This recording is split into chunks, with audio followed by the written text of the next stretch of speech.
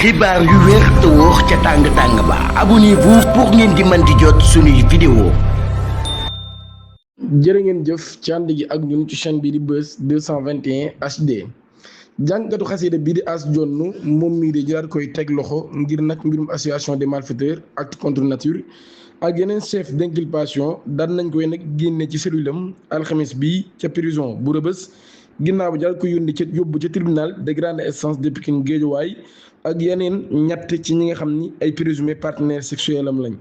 As Jonn nag daan nañ confronté par le doyen des juges à trois de ces présumés co-inculpés mu doon Doudou Ndiaye Mouhamed Al Amin Diop l'agent de la Sénélec en poste à Mbacké Abdourahmane Diarra Ndiaye.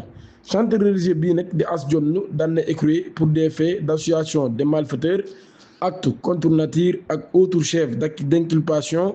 loolu mii nag daan nañ ko extrait kon jeudi de la prison de Rebeuss ginnaaw ba njëkk yóbboon ko ci tribunal grande instance Pikine Guédiawaye comme niñ ko waxee moom mi nga xam ni ñoom lañ ko toppandoon muy ñi nga xam ni ñoo di ay co-accusé buñ sukkandikoo ci Mor Mbaye Cissé bu Seneweb.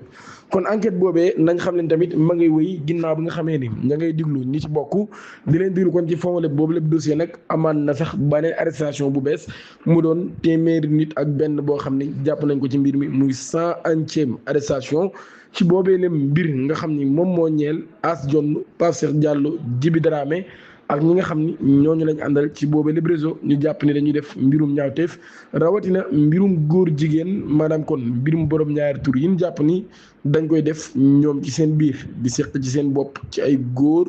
yu ni lëng ñii di ay yos ñii di ay wubi Kader bu Sen TV ci la bokk ak ñeneen ñu bari ñoo xam ne tudd nañ leen ci kon mbir moomee nag daal nañ xam ni ma ngay wëy enquête baa ngay continuer di ñaan ngeen abonné activer cloche notification bi te aimé vidéo bi jërë ngeen jëf.